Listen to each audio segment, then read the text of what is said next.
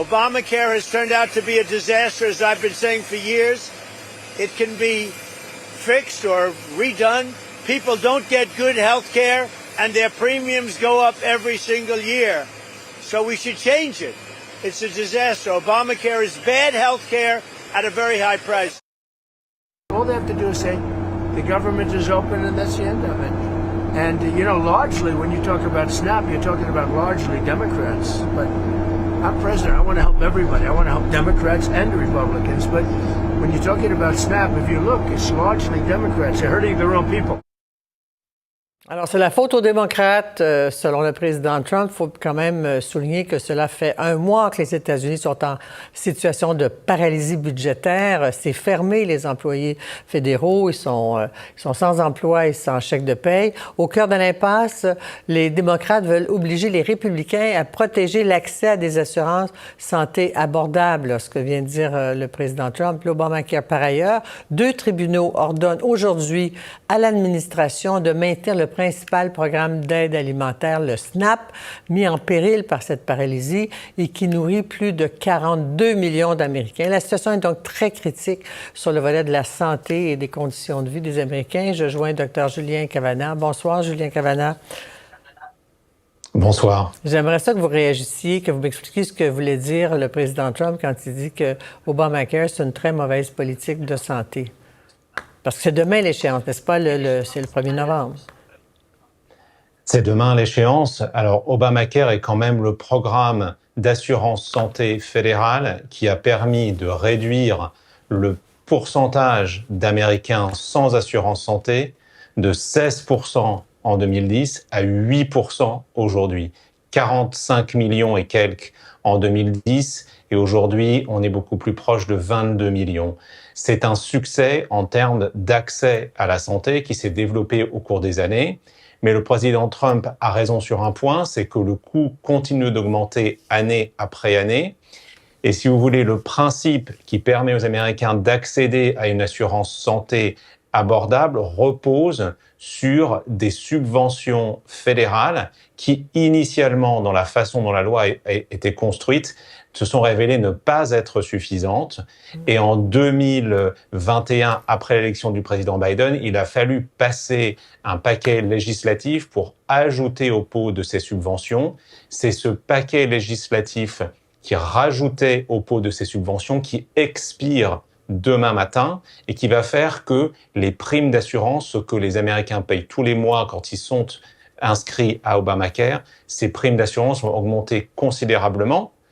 Ce qu'auraient voulu les démocrates, c'est que ce paquet financier, ce paquet législatif qui permettait de continuer à verser ces subventions supplémentaires pour aider les Américains à acheter leur assurance, que ces subventions soient prolongées. Elles ne le sont pas et c'est la cause la fermeture du gouvernement puisque les démocrates refusent de voter l'ouverture du gouvernement tant que ces subventions ne seront pas reconduites. Un exemple, ça peut coûter combien pour une famille disons, de 2 adultes, 2 enfants, et c'est combien? Est-ce qu'on a un exemple à donner?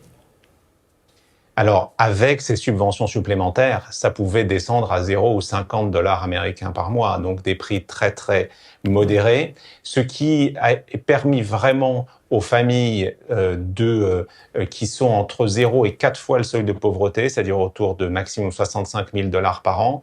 C'est ces subventions supplémentaires depuis 2021 qui ont permis pour une famille de 2 personnes souvent d'avoir une assurance santé autour de 350 $ américains par mois, ce qui va, dans beaucoup de cas, aller jusqu'à 1 000 $ américains par mois à partir de demain, ce qui va faire que ça va redevenir inabordable pour un grand nombre de familles qui décideront sans doute de ne pas renouveler leur couverture médicale pour la saison 2026. Et pas d'assurance médicale, ça veut dire pas de soins de santé? Est-ce que les hôpitaux publics sont obligés d'accueillir ces gens-là sans assurance? Alors, il y a une loi fédérale sur les soins d'urgence qui oblige tout service d'urgence, quel qu'il soit, à accueillir et stabiliser tout patient qui se présente, en dépit de tout moyen de paiement ou de statut assurantiel. Mais ça ne veut pas dire que ces personnes ne reçoivent pas une note à la fin, et s'ils sont solvables, ce sont effectivement leur patrimoine, leur économie qui peuvent être in fine saisis, ce qui fait qu'on a toutes ces situations de surendettement de santé, surendettement médical pour des familles qui ont des dettes de santé. En revanche, les personnes qui ne sont pas assurées n'ont pas accès aux soins programmés, aux consultations, ne peuvent pas aller voir le médecin en dehors des urgences. Et que dit Trump, que disent les républicains pour renouveler ou prolonger l'Obamacare? Mais vous savez, pas grand-chose. C'est-à-dire que ce qu'on voit du côté de l'administration, c'est-à-dire du secrétaire à la santé Kennedy et du fameux Dr Oz qui est son adjoint en charge de ces programmes, c'est de d'abord nier le fait que la baisse de ces subventions a un quelconque impact. Donc c'est d'abord une stratégie du déni. Et puis vous savez, depuis 2016, Donald Trump dit qu'il veut annuler et remplacer Obamacare, et on n'a jamais vu de le remplacement. Donc la partie annuler, la partie abolir la loi Obamacare, ça effectivement, il en a toujours beaucoup parlé, mais on n'a jamais vu de projet de remplacement, comme il avait dit, un début de concept de plan pendant la campagne de 2024. En terminant, un mot sur les banques alimentaires. Le projet SNAP s'est annulé, si je comprends bien, et 42 millions d'Américains pourraient être privés de nourriture.